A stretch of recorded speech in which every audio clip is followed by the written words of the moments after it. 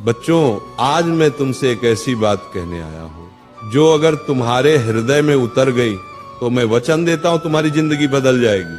हर बच्चा कहता है, महाराज जी मेरा पढ़ाई में मन नहीं लगता। मन तो कभी किसी में नहीं लगता। मन तो चंचल है, बंदर की तरह कूदता है, भटकता है। उसे पकड़ना ही साधना है और वही साधना स्टडी कहलाती है। पर आज मैं तुम्हें 3 ऐसे सूत्र दूंगा जो अगर तुमने अपनाए तो मन भी वश में होगा और सफलता तुम्हारे चरण चूमेगी। लेकिन एक शर्त है, जो मैं कहूंगा उसे सुनना ही नहीं, जीना भी होगा। अगर फिर वही पुरानी आदतें रही तो वही हाल रहेगा, ना मन लगेगा ना जीवन आगे बढ़ेगा। पहला सूत्र, कारण खोजो।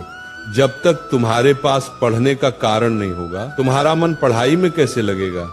अगर मैं तुमसे कहूं कल सुबह 4 बजे उठ जाना, तो तुम उठोगे? शायद नहीं। पर अगर मैं कह दूं सुबह 4 बजे उठो और तुम्हें 1 लाख रुपए मिलेंगे, तो तुम 4 नहीं 2 बजे ही उठ जाओगे। क्यों? क्योंकि अब तुम्हारे पास एक कारण है। यही है पहला सूत्र, रीजन बनाओ। क्यों पढ़ रहे हो?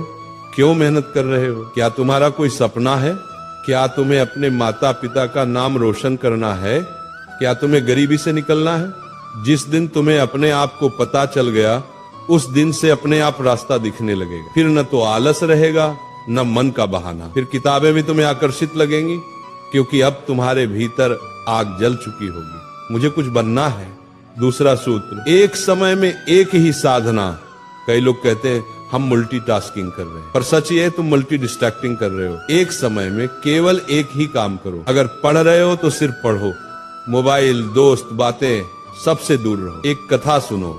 एक व्यक्ति ने 100 जगह 1-1 फुट का गड्ढा खोदा और एक ने एक ही जगह 100 फुट का। पहले वाले को पानी नहीं मिला, दूसरे को स्रोत मिल गया। यही पढ़ाई में होता है। तुम रोज थोड़ा थोड़ा कई जगह ध्यान बांटते हो और कहते हो परिणाम नहीं आ रहे। ध्यान बांटने से फल नहीं मिलता, ध्यान केंद्रित करने से वरदान मिलता है। इसीलिए जब पढ़ाई करो तो वही तुम्हारी पूजा हो, वही तुम्हारी साधना हो। पढ़ाई के समय किताबें तुम्हारी माला बने, शब्द तुम्हारे मंत्र बने और एकाग्रता तुम्हारा ध्यान बने। तीसरा सूत्र, डिस्ट्रैक्शन ही पतन का कारण है।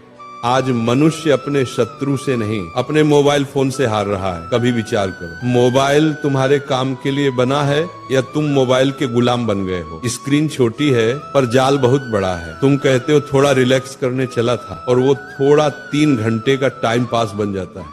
फिर तुम कहते हो मेरा मन पढ़ाई में नहीं लगता। मन कैसे लगेगा? जहां ध्यान होगा वहीं ऊर्जा बहेगी। और अगर ध्यान सोशल मीडिया में बहा दोगे तो ज्ञान कहां से आएगा? मोबाइल बुरा नहीं, पर अगर तुम उसका उपयोग साधन की तरह करो तो वो